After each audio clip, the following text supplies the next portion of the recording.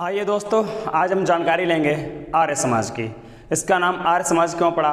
क्योंकि जो आर्य सभ्यता थी उसी सभ्यता को वैदिक कालीन सभ्यता भी कहा गया था। अर्थात वेदों के जो निर्माण किया था वह आर्यों ने ही किया था। आर्य मूलतः मध्य एशिया के निवासी थे, बताया जाता है। तो इन्होंने वेदों से प्रभावित होकर इन्होंने एक समाज की स्थापना की, उसका नाम था आर्य समाज। आर्य समाज की स्थापना किसने करी थी? यह करी थी स्वामी दयानंद ने। आर्य समाज की स्थापना करी थी स्वामी दयानंद ने। आर्य समाज की स्थापना स्वामी दयानंद ने की। स्वामी दयानंद ने की। दयानंद का जन्म 12 फरवरी 1824 को गुजरात में हुआ था। स्वामी दयानंद का जन्म 12 फरवरी 1824 को गुजरात के मोरबी में हुआ था। वो मोरबी नामक स्थान गुजरात के मोरबी में हुआ था। अच्छा, जो जिला राजकोट पड़ता है, जिला राजकोट। तो आर्य समाज की स्थापना स्वामी दयानंद सरस्वती ने की थी। स्वामी दयानंद सरस्वती का जन्म 12 फरवरी 1824 में गुजरात के मोरबी में राजकोट नामक जिले में हुआ था। राजकोट नामक जिले में हुआ था। इनके बचपन का नाम था मूल शंकर। इनके बचपन का नाम था मूल शंकर। ये एक बार शंकर जी की उपासना करने के लिए मंदिर जाते हैं। तो वहाँ देखते हैं कि एक चूहा वहाँ से इनके ऊपर चढ़ता है और लड्डू खा रहा है। वहाँ से लड्डू उठा के ले जाता है और शंकर जी के ऊपर चढ़ता है। तो मूर्त पूजा में इनका विश्वास खत्म हो जाता है और ये मूर्त पूजा के विरोधी हो जाते हैं। मूर्त पूजा के विरोधी होने के बाद ये 21 वर्ष की अवस्था में अर्थात 1845 में, ये 21 वर्ष की अवस्था में, इनका जन्म 1824 में हुआ था। 21 वर्ष की अवस्था अर्थात 1845 में ये अपना घर त्याग देते हैं और ज्ञान प्राप्त की खोज में निकल पड़ते हैं कि क्या पाखंड और क्या सत्य है। इसके ज्ञान प्राप्त करने के लिए अपने घर से निकल देते हैं। घर से निकलने के बाद इन्हें घूमते घूमते लगभग 3 वर्ष हो जाते हैं।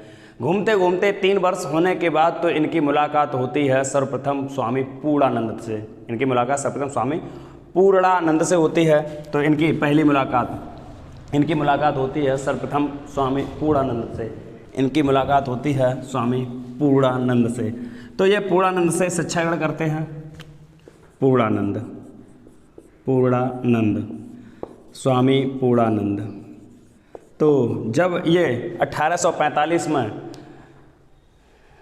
क्या सत्य है क्या असत्य है इस ज्ञान की प्राप्ति के लिए घर से निकल जाते हैं 21 वर्ष की अवस्था में। तो घूमते घूमते 3 वर्ष बाद अर्थात 1848 में इन्हें स्वामी पूर्णानंद से मुलाकात होती है। तो स्वामी पूर्णानंद इन्हें संत की शिक्षा देते हैं, इन्हें सन्यासी बना देते हैं। स्वामी पूर्णानंद इन्हें सन्यासी बना देते हैं अर्थात, और इनका नाम बदलकर इनका नाम था मूल शंकर, लेकिन इनका नाम बदलकर रख देते हैं दयानंद। इनका नाम बदल के रख देते हैं दयानंद सरस्वती। इनका नाम दयानंद सरस्वती कहते हैं। तो जो दयानंद सरस्वती मूल शंकर का जो नाम दिया गया था, ये किसके द्वारा दिया गया था? ये इनके प्रथम गुरु थे स्वामी पूर्णानंद, जिन्होंने संत बनने की शिक्षा दी थी। तो ये दयानंद सरस्वती अब पुनः ज्ञान की तलाश में घूमते ये मथुरा पहुंच जाते हैं। घूमते घूमते ये पहुंचते हैं मथुरा पहुंचते हैं। वहाँ 1861 में मथुरा में 1861 में एक नेत्रहीन आध्यात्मिक गुरु, नेत्रहीन एक होते हैं आध्यात्मिक गुरु, जिनका नाम होता स्वामी बिरजानंद के यहाँ पहुँचते हैं। घूमते घूमते ये मथुरा पहुँचते हैं। मथुरा में 1861 में ये एक नेत्रहीन आध्यात्मिक गुरु बिरजानंद के यहाँ पहुँचते हैं। तो उनका दरवाज़ा खटकाते हैं बिरजानंद का। जब दरवाज़ा खटकाते हैं तो बिरजानंद आवाज़ देते हैं, कौन? तो स्वामी दयानंद सरस्वती आवाज़ देते हैं कि मैं यही तो जानने आया हूँ कि मैं कौन हूँ, मुझे खुद नहीं पता मैं कौन हूँ। तो बिरजानंद जब कहते हैं कौन, तो स्वामी दयानंद सरस्वती कहते हैं मुझे पता ही नहीं मैं कौन, मुझे यही तो ज्ञान लेने आया हूँ कि मैं हूँ कौन। तो बिरजानंद इन्हें अपना शिष्य बना लेते हैं और स्वामी बिरजानंद इन्हें वेदों का ज्ञान देते हैं। तो स्वामी दयानंद वेदों का ज्ञान लेने के बाद इन्हें सत्य और असत्य का ज्ञान प्राप्त होता है और ये कुछ धार्मिक कुरीतियों पर प्रहार करना प्रारंभ करते हैं। धार्मिक कुरीतियाँ किन किन पर प्रहार करते हैं? धार्मिक कुरीतियाँ जैसे अवतारवाद, पाखंडवाद, मूर्ति पूजा, बहुदेववाद आदि कुरीतियों पर प्रहार करते हैं। तो धार्मिक कुरीतियों पर प्रहार करते हैं, धार्मिक कुरीतियों पर प्रहार करते हैं जो हैं अवतारवाद, पाखंडवाद,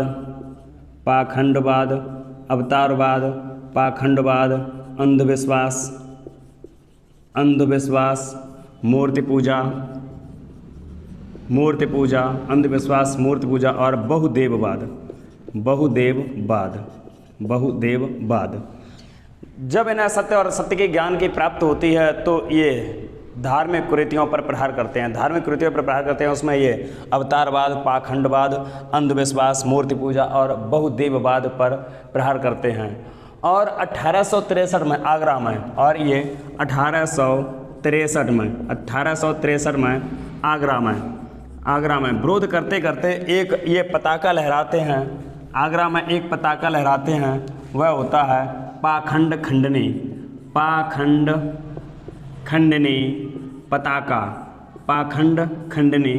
पताका लहराते हैं। मथुरा में ब्रजानंद के यहाँ ज्ञान प्राप्त करते हैं और फिर ये वेदों में सत्यता बताते हुए ये क्या करते हैं, आगरा में पाखंड खंडनी पताका लहराते हैं और इसी नाम की एक पुस्तिका का लेखन भी करते हैं। 10 अप्रैल 1875 को ये आर्य समाज की स्थापना करते हैं।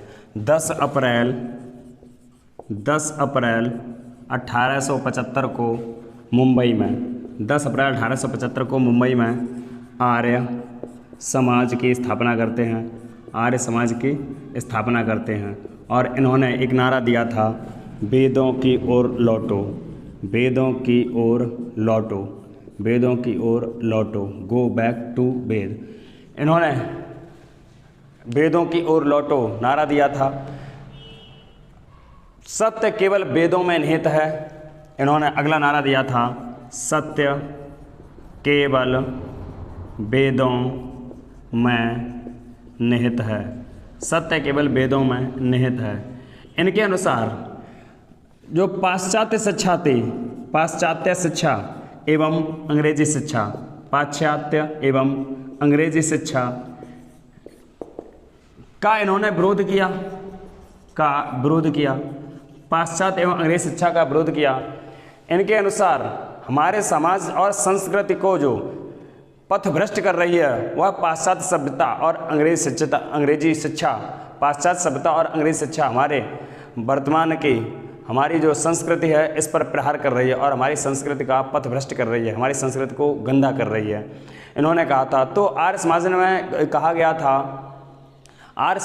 गया था कि सत्य केवल वेदों में निहित है। हमारे वैदिक समाज में किसी प्रकार की कुरीतियाँ नहीं थी, लेकिन पाश्चात्य सभ्यता के आते आते मेरे समाज में कई कुरीतियों ने प्रवेश लिया है।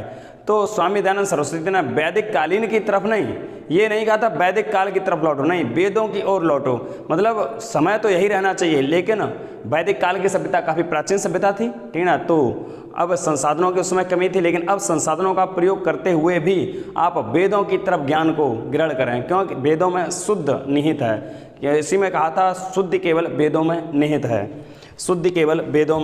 है।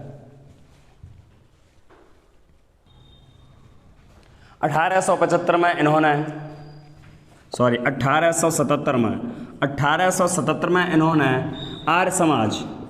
आर्य समाज का मुख्यालय उत्तर भारत में भी खोला और उत्तर भारत में जो सबसे पहले वह खोला था लाहौर। फिर आर्य समाज उत्तर भारत में खूब फला फूला, खूब प्रचार हुआ। तो आर्य समाज पूरे उत्तर प्रदेश में और पंजाब में खूब पनपा। आर्य समाज का मुख्यालय लाहौर में भी बनाया गया। अतः दयानंद सरस्वती को भारत का मार्टिन लूथर किंग कहा गया।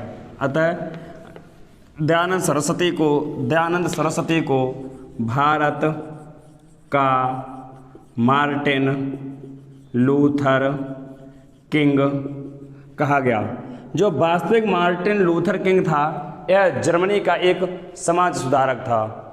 जो वास्तविक मार्टिन लूथर किंग था ये जर्मनी का समाज सुधारक था। अतः भारत में और उत्तर भारत में जो नए समाज सुधारक के रूप में जो उभरे थे वह उभरे थे स्वामी दयानंद सरस्वती। तो इन्हें भारत का मार्टिन लूथर किंग कहा गया। इन्होंने अंग्रेज शिक्षा पर प्रहार किया। तो अंग्रेज शिक्षा पर प्रहार करने के कारण एक अंग्रेजी विद्वान था वह इन्होंने अंग्रेज शिक्षा पर प्रहार करने के कारण इनके अंग्रेज शिक्षा के प्रहार करने के कारण एक अंग्रेजी व्यक्ति था, वह था बैलेंटाइन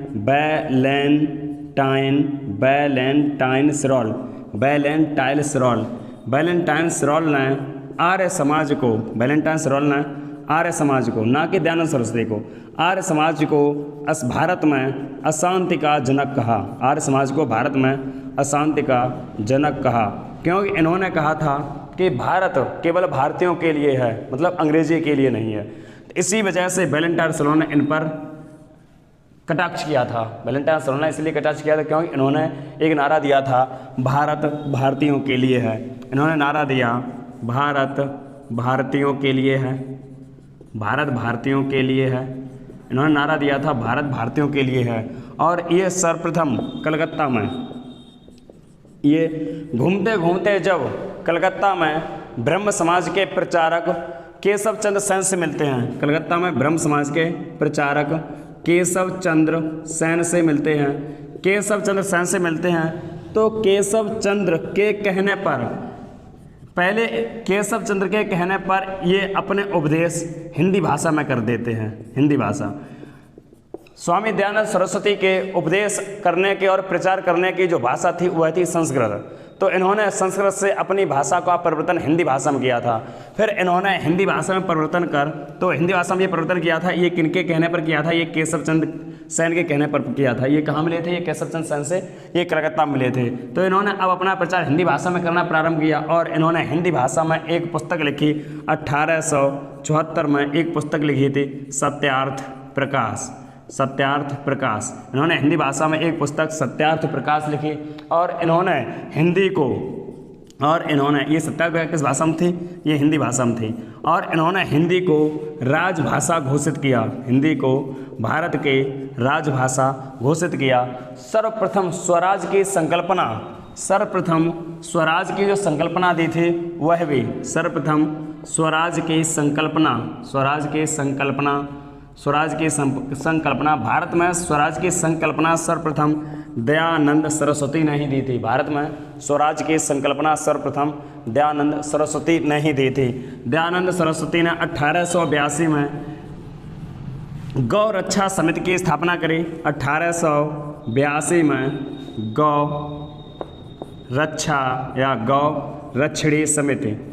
रक्षणी समिति की स्थापना की इन्होंने। 1882 में गौ रक्षणी की स्थापना की और इन्होंने वेद भाष्य नामक पुस्तक की रचना की। और दूसरी पुस्तक थी इनकी वेद भाष्य पताका। तो वेद भाष्य पताका पुस्तक और सत्यार्थ प्रकाश पुस्तक और पाखंड खंडनी पुस्तक, चारों पुस्तकों की रचना दयानंद सरस्वती ने की थी। दयानंद सरस्वती ने चारों पुस्तकें रचना की थी। दयानंद सरस्वती ने शुद्ध आंदोलन भी चलाया। शुद्ध आंदोलन क्या था? शुद्ध आंदोलन दयानंद सरस्वती ने शुद्ध आंदोलन चलाया। ये शुद्ध आंदोलन इसलिए चलाया गया था कि उस समय हिंदू धर्म से लोगों ने पलायन कर दिया था और दूसरे धर्म स्वीकार कर लिए थे, जैसे ईसाई धर्म, मुस्लिम धर्म और कई धर्मों को स्वीकार कर लिया था।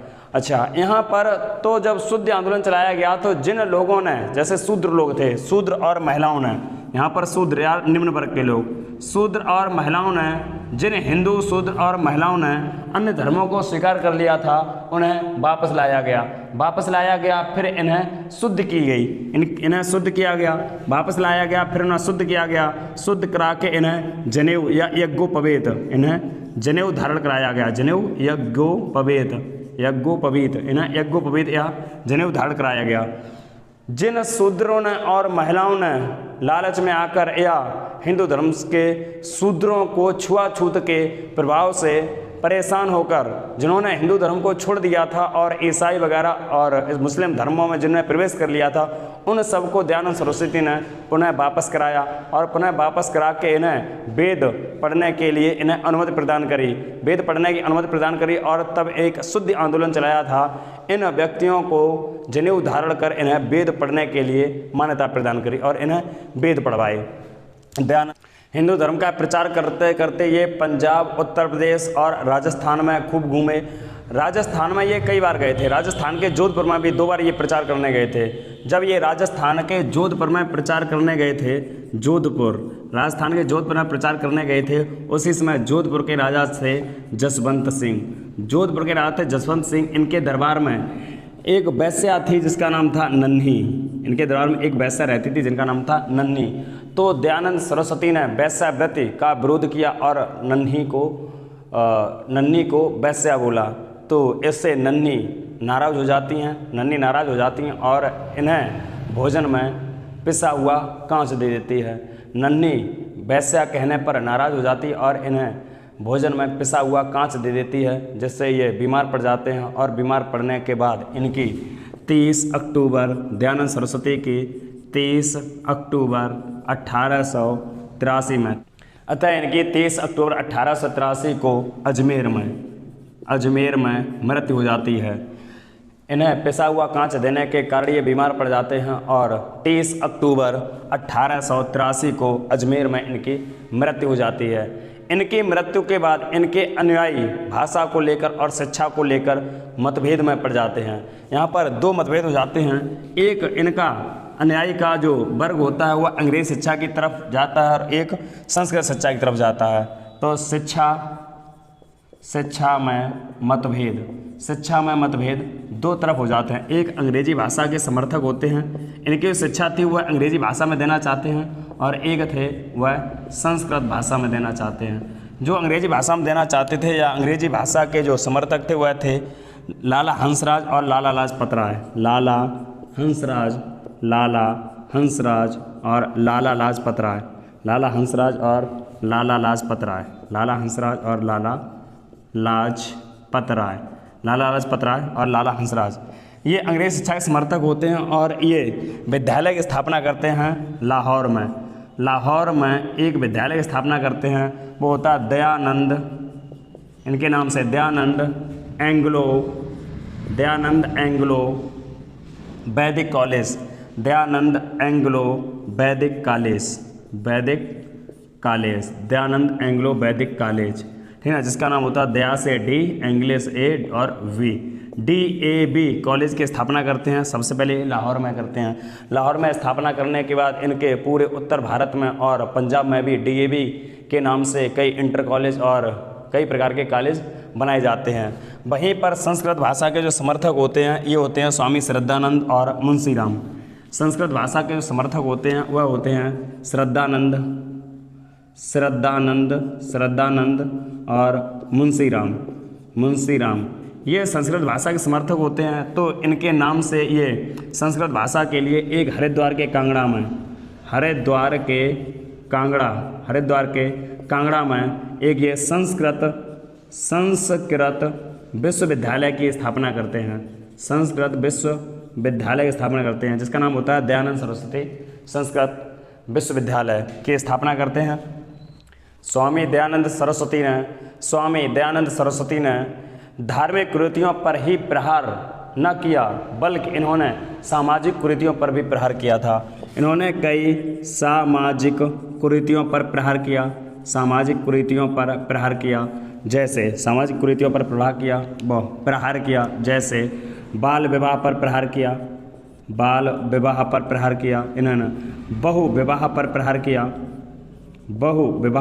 किया। इन्होंने सामाजिक में बहु विवाह पर प्रहार किया और दहेज प्रथा पर प्रहार किया और पर्दा प्रथा पर प्रहार किया। इन्होंने धार्मिक कुरीतियों पर तो प्रहार किया ही था, जैसे अवतारवाद, पाखंडवाद, अंधविश्वास और बहुदेववाद और मूर्ति पूजा। धार्मिक कुरीतियों पर तो प्रहार किया ही था, जैसे अवतारवाद, बहुदेववाद, पाखंडवाद और मूर्ति पूजा, लेकिन इन्होंने सामाजिक कुरीतियों पर भी प्रहार किया था। वह किन किन सामाजिक कुरीतियों पर किया था? बाल विवाह पर, बहु विवाह पर, दहेज प्रथा पर और पर्दा प्रथा पर भी प्रहार किया। इन्होंने अपने सत्यार्थ प्रकाश में कहा था, विदेशी राज्य कितना भी अच्छा क्यों न हो, फिर भी वह कभी सुखदायी नहीं हो सकता। विदेशी राज्य कितना भी अच्छा क्यों न हो, किंतु वह सुखदायी कभी नहीं हो सकता। इन्होंने अपने सत्यार्थ प्रकाश में कहा था। इन्होंने सत्यार्थ प्रकाश में ही स्वराज शब्द की संकल्पना सर्वप्रथम दी थी।